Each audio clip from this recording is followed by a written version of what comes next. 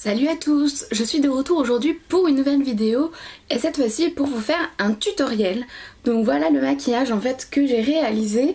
Donc c'est vraiment un maquillage de tous les jours assez léger pour pouvoir très bien sortir, faire les boutiques, voir ses copines ou même aller pourquoi pas à un entretien d'embauche. C'est tout à fait correct.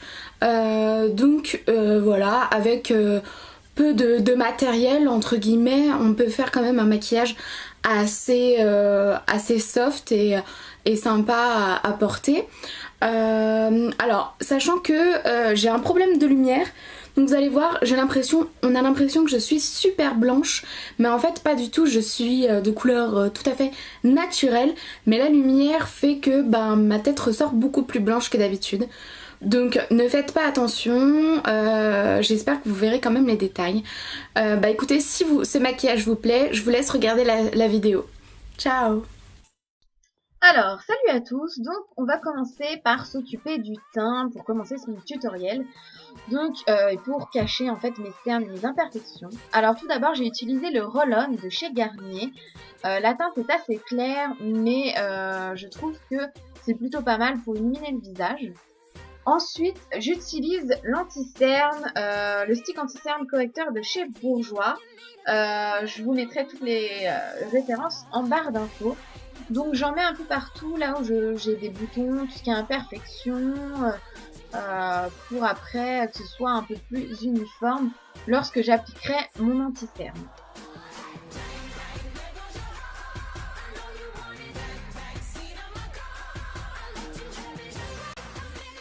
Donc une fois tout ça appliqué, maintenant il va falloir qu'on diffuse mieux le produit.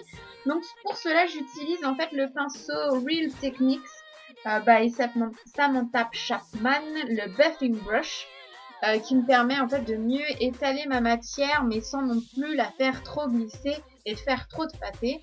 Alors il y a des moments où je fais un peu n'importe quoi, genre j'en mets sur les paupières, je ne sais pas ce qui s'est passé. Je ne sais pas viser. Alors pareil, je suis désolée pour le miroir en fait qui se lève au fur et à mesure que j'étale ma matière. Je sais pas, ça doit être un réflexe. Désolée d'avance si des fois vous ne voyez pas tout ce que je fais. J'essaye de trouver la meilleure technique pour appliquer.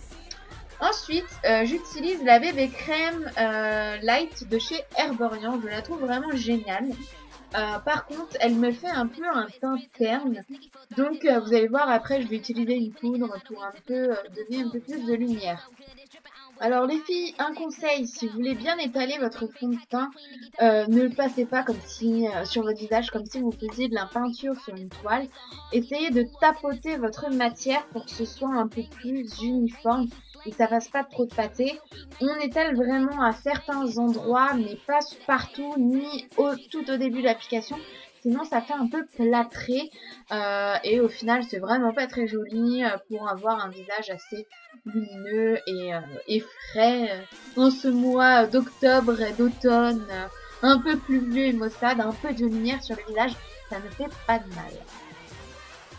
On passe un peu partout, paupières, bien le front, la naissance des cheveux, le cou, partout, pour pas qu'il n'y ait de démarcation de votre matière, de votre couleur, parce que si on se rend compte que votre tête est un peu allée ou un peu plus foncée que votre cou, ça va faire un peu bizarre. Et les gens vont dire, bah elle a trempé la tête dans du produit, c'est pas possible. Alors désolé, je fais un peu des têtes de gogol, mais je fais ma folle. Alors là, j'utilise un produit qui est juste génial, qui est le Extreme Matte de chez Pupa, la Powder Foundation. C'est une poudre géniale avec un packaging juste sublime. Elle me matifie le teint de dingue. Le produit est juste génial et j'en suis fan. Là, j'utilise le pinceau d'EcoTools, le Large Powder, qui me permet d'appliquer cette poudre. Mais vous avez une petite houppette à l'intérieur de la boîte qui est aussi très pratique. Je l'utilise lorsque je ne mets pas de fond de teint au préalable. Ensuite, j'utilise mon duo que je vous avais déjà présenté dans mes favoris de juillet, qui est le Saint Lucia de LF Studio. Donc, j'utilise d'abord mon bronzer, qui est vraiment génial. On voit qu'il était un peu creusé, je l'utilise beaucoup.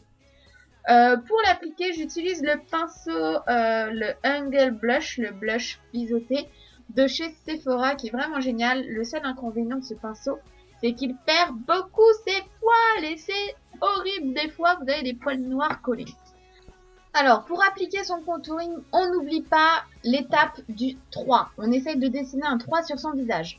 Moi, je pars tout d'abord de mes tempes, je creuse un peu mes joues pour un peu mieux étaler mon produit et je remonte jusqu'à mon front pour après revenir au niveau de mon menton pour faire le tour de mon visage. Ensuite, j'utilise donc mon blush de la même palette Saint Lucia. Je l'adore, il est un peu corail avec des reflets un peu irisés, donc ça illumine énormément mon visage. Je l'utilise avec le pinceau toujours Real Techniques by Samantha Chapman, le Contour Brush. C'est vraiment génial comme pinceau, je l'adore. Je reprends mon gros pinceau EcoTools pour pouvoir mieux diffuser et étaler mon visage sans de démarcation. On n'oublie pas de faire ses sourcils les filles, c'est super important et ça permet de donner un peu plus d'intensité dans votre regard, c'est beaucoup mieux. Donc moi j'utilise le Eyebrow Pencil de chez Pupa, donc en teinte marron, la numéro 1. Il est juste génial, vous avez une partie pinceau et l'autre partie le crayon et ça redéfinit mieux vos sourcils et je trouve ça top, ne pas oublier dans l'étape du maquillage. Ensuite, une équipe qui gagne avec la Eyeshadow Primer Potion de Urban Decay en teinte Eden. Ça fait au moins 2 ans que je l'ai, ce produit. Il ne baisse toujours pas, il dure. J'en suis vraiment pas déçue, mon maquillage tient vraiment toute la journée. Donc j'applique bien sur ma paupière mobile et immobile un petit peu et je pense aussi un peu au niveau de mes cernes, de ma muqueuse. Ensuite on passe à la couleur des yeux et on va utiliser la palette Naked, la numéro 1 que j'adore. Je vais d'abord utiliser la couleur Virgin avec le pinceau de chez EcoTools qui est le pinceau plat, je n'ai pas de référence à vous donner. Donc j'utilise la couleur Virgin sur toute ma paupière mobile, c'est ce qui va me servir un peu de base à mon maquillage et donner un peu plus de lumière. Ensuite j'utilise la couleur Sin qui est très pailletée, pigmentée et je vais l'utiliser en coin interne de mon œil pour donner de la luminosité à mon regard. C'est vraiment la touche lumière de mon maquillage au niveau de mes yeux. Ensuite, j'utilise la couleur Half Baked que je vais appliquer sur tout le reste de ma paupière. C'est une couleur qui est un peu dorée et qui permet toujours d'avoir de la lumière. C'est vraiment mon maître d'ordre aujourd'hui pour avoir un beau regard sympa.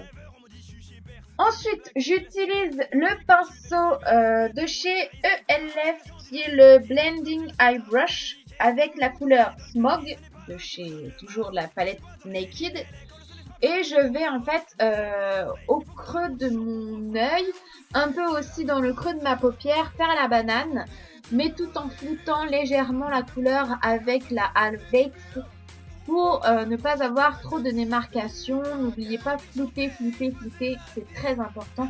Ça évite de voir que vous avez utilisé plusieurs couleurs en même temps. Ça fait un peu bizarre sur votre maquillage chinois. Alors moi je souffle beaucoup sur mes pinceaux lorsque j'ai pris la matière. Ça permet d'avoir un peu moins de dépôt sur vos joues. Ensuite j'utilise le pinceau qui est souvent dans les palettes Naked. Là c'était dans la 2. Alors je n'ai pas de numéro de pinceau, mais c'est un pinceau estompeur un peu fluffy qui me permet de mieux estomper mon produit. Ensuite je prends toujours un pinceau de chez EcoTools, un petit plat en fait, après n'importe quelle marque, ce qui va me permettre de mettre toujours ma couleur Smog en muqueuse interne et je vais aussi m'en servir pour faire comme un trait de liner sur ma paupière en ras de cils supérieur. Vraiment très léger pour pas que ça donne trop de couleur à mon œil et que ça me rende un peu le regard trop sévère. C'est ce qui est souvent dû, c'est ce qui arrive souvent lorsque vous utilisez un crayon noir. Ensuite, je reprends ma couleur Virgin avec un pinceau estompeur, fluffy. Moi, j'ai pris le Eco Tools. J'aurais pu reprendre celui de Naked. Ça me permet d'apporter une autre touche lumière au niveau de mon arcade sourcilière. Ensuite, je prends le pinceau de chez Sephora, qui est le crayon colle longue tenue de chez Sephora. En couleur, je ne sais pas, je vous mettrai en barre d'infos. C'est en couleur assez chère. Je le mets en muqueuse pour éclaircir mon regard et éviter de voir un peu mes yeux rouges lorsque je suis fatiguée.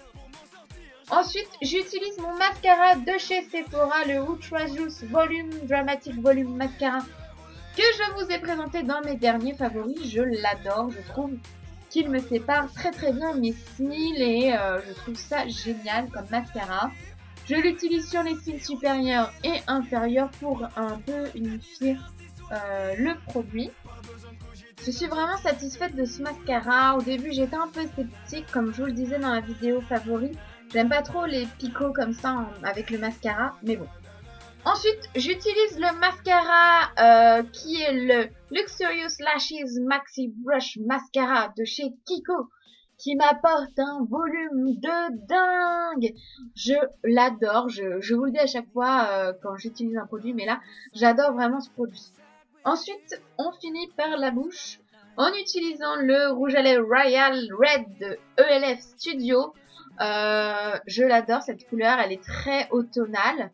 Alors ne faites pas de gaffe à la façon dont j'ai appliqué ce rouge à lèvres. Je crois que je pensais que j'utilisais un baume à lèvres. Enfin bref, voilà, la tenue, le maquillage est terminé. Un maquillage très lumineux, très simple à réaliser. Pas forcément obligé d'utiliser les mêmes produits que moi, mais bon. J'espère que ça vous aura plu. Je vous dis à très bientôt pour une prochaine vidéo. À plus!